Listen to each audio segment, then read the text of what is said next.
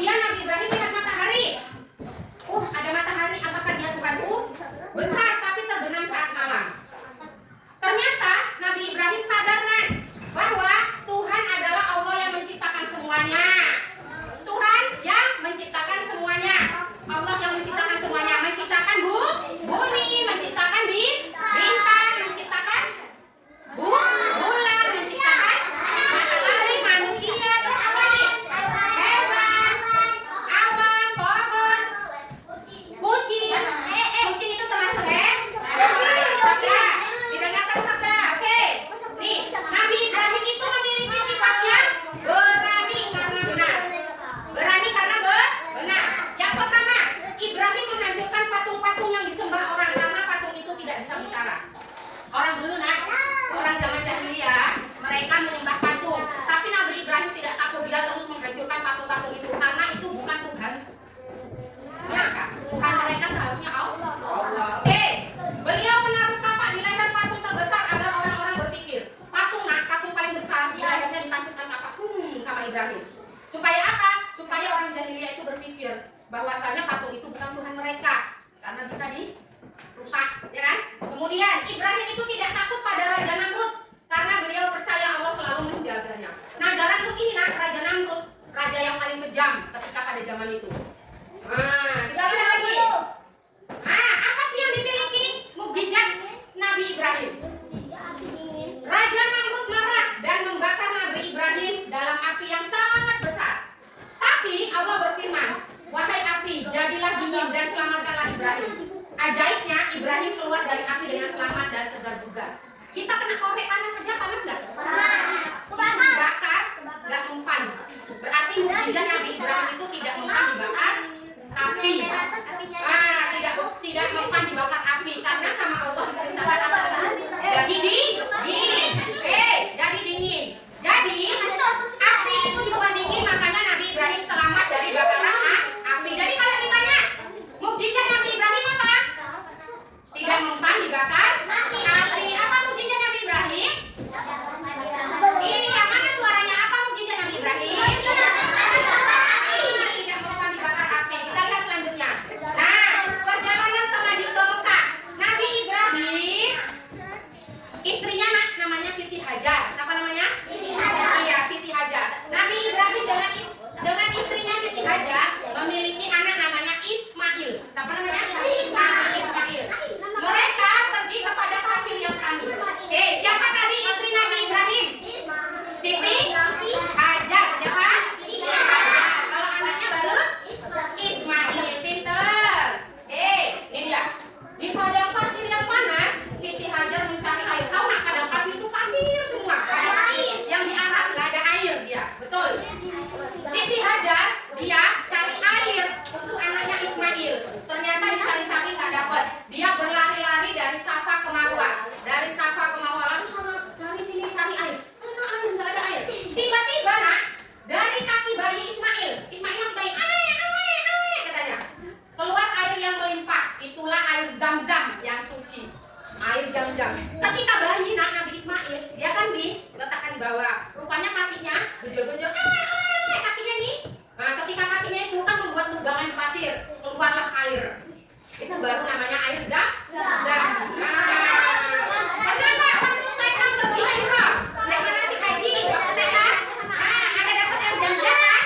Air Zam-Zam itu keluarnya dari kaki Nabi Ismail, anaknya Nabi Ibrahim. Oke, kita lanjut.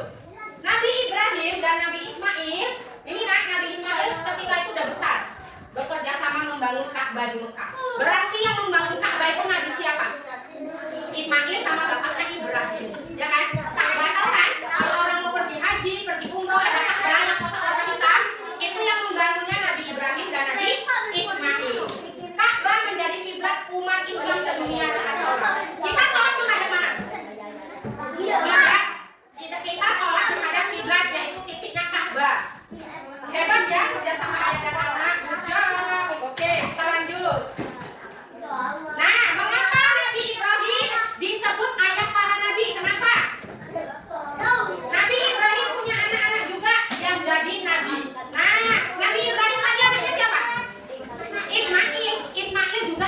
nabi. Nah, baru Nabi Ishak, nenek moyang nabi-nabi lainnya. Hampir semua nabi berasal dari keturunan Nabi Ibrahim. Keturunan Nabi Ibrahim semuanya rata-rata nabi, makanya dibilang ayah para nabi. Nah, pesannya indah dari Nabi Ibrahim. Ayo kita jadi anak yang berani membela kebenaran, sayang keluarga dan selalu taat kepada Allah. Anak Umi, kalau anak Umi benar, nggak usah takut. Misal ini, anak Umi dituduh mencuri sama temannya. Ih, itu Pino mencuri. Pino kalau merasa nggak salah, bilang aja enggak, aku nggak ada mencuri. Harus menjadi anak yang berani, kemudian taat kepada Allah, menjadi anak yang baik. Salah satunya apa menjadi anak yang baik? Apa? Kasih tahu Umi. Salah satu menjadi anak yang baik. Iya, berbakti kepada orang tua, rajin sholat, rajin ngaji, berbicara yang baik, jangan suka bully kawannya.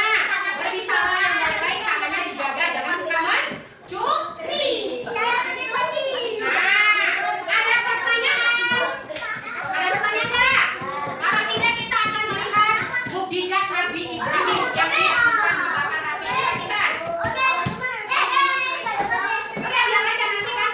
Lihat, lihat.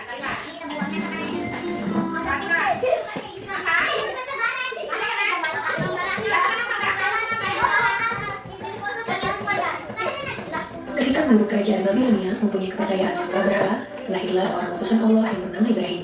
Beliau adalah putra dari Azar yang merupakan keturunan dari Nabi Nuh alaihissalam. Ayah Nabi Ibrahim adalah seorang pemahat patung yang cukup terkenal. Saat masih kecil, Nabi Ibrahim membantu menjual patung-patung buatan ayahnya. Karena sering berkeliling menjual patung, Nabi Ibrahim pun bertanya-tanya, "Wahai ayahku, apakah engkau percaya bahwa semua patung yang dibuat ini adalah Tuhan yang pantas?" Namun ayah Nabi Ibrahim tidak mau menjawab dan tetap terus membuat berhala. Kejadian ini terdapat dalam surat Al-An'am ayat 74.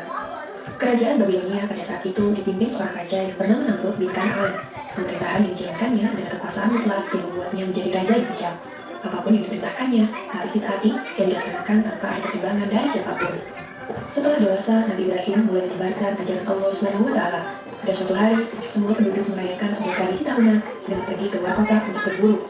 Nabi Ibrahim juga diajak oleh ayahnya, namun kali ini Nabi Ibrahim menolak dengan alasan sakit. Nabi Ibrahim kemudian pergi untuk menghancurkan patung-patung berhala yang berada di tempat ibadah dengan menggunakan sebuah kapak. Semua patung-patung berhala itu dihancurkan tanpa ada yang tersisa kecuali patung yang paling besar. Nabi Ibrahim lalu meletakkan kapaknya di depan patung tersebut. Ketika para penduduk kembali, mereka sangat terkejut melihat patung sesembahannya hancur berkeping-keping. Mereka akhirnya mencurigai seseorang yang tidak ikut dalam acara perayaan. Dipanggillah Nabi Ibrahim untuk diadili yang disaksikan oleh seluruh penduduk Babilonia. Dalam keadaan ini, Nabi Ibrahim mulai berdakwah secara terang-terangan. Dalam pengadilan itu, terjadilah percakapan antara Nabi Ibrahim dan Raja Namrud. Diawali dengan Raja Namrud yang bertanya kepada Nabi Ibrahim, "Siapakah yang menghancurkan patung-patung ini?" Nabi Ibrahim pun menjawab, "Bukan aku, patung besar itulah yang menghancurkannya." Raja Namrud dengan geram kembali berkata, "Mana mungkin patung itu bisa bergerak dan memegang sebuah kapak, sedangkan untuk berbicara saja dia tidak mampu."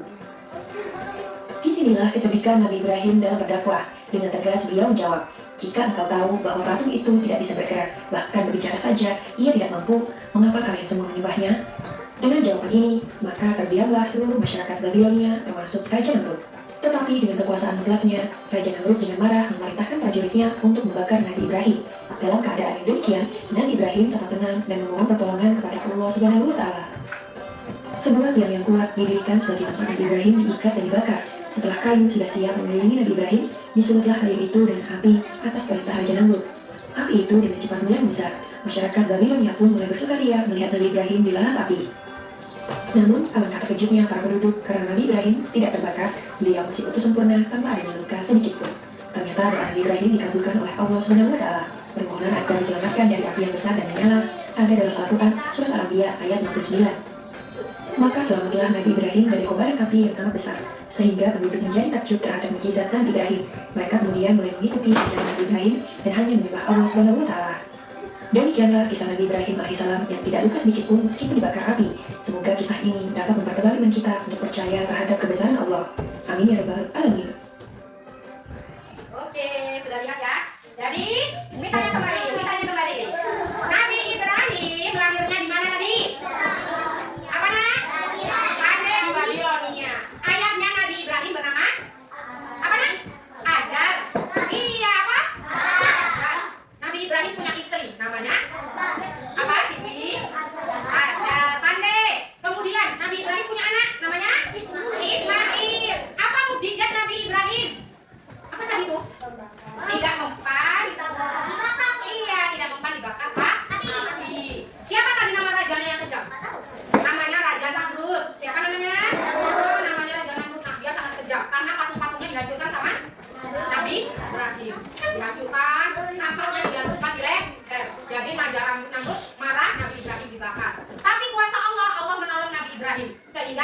Ibrahim tidak mempan jebakan. Dia selamat dari kobaran api. Nah, karena pembelajaran kita sudah selesai, jadi Umi akan membuat kuis pada hari ini. Bisa?